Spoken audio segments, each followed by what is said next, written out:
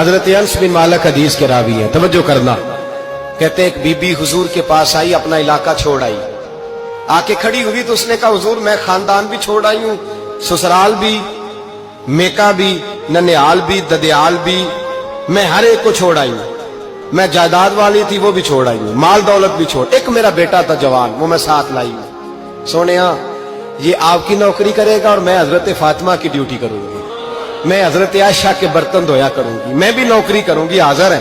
فرماتے ہیں رسول پاک نے بچہ اصحاب صفہ میں رکھ لیا، اصحاب صفہ میں، اور بی بی کو نبی پاک صلی اللہ علیہ وسلم نے عورتوں کے ساتھ متعین کیا. حضرت انس کہتے ہیں وہ نوجوان بڑا پیارا، بڑا میٹھا، بڑا دھیما، بڑا وفاشار، وہ سبق اچھی طرح یاد کرتا، وہ نماز دلچسپی سے پڑھتا، وہ حضور کی باتوں کو غور سے سنتا، وہ رسیلا، وہ سنجیدہ، وہ کم گو، وہ میٹھا، وہ پیارا.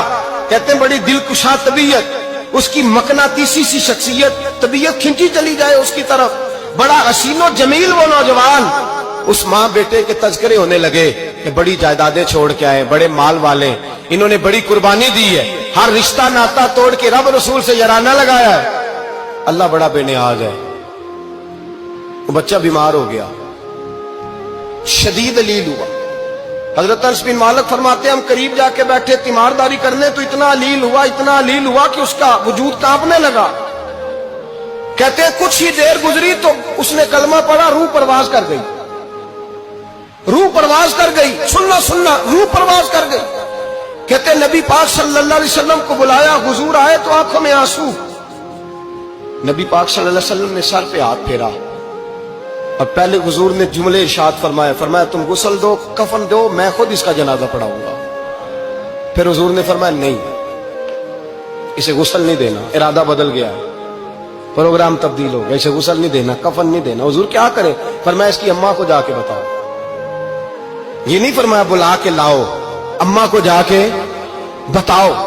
حضرت انس کہتے ہیں میں نے کوئی نرالا سے رنگ دیکھا، کوئی منفرد سے انداز دیکھا، ہمیں بھیج دیا اماں کو بلاؤ، اور خود نبی پاک اس کمرے سے نکل گئے اور حضور کے آنسو بھی یکدم خشک ہو گئے، مزاج بدل گیا، پریشانی بدل. اماں کو بلاؤ اس کی. پتہ نہیں ارادہ ہے محبوب کیا ہے، ارادہ ہے خدا کیا ہے.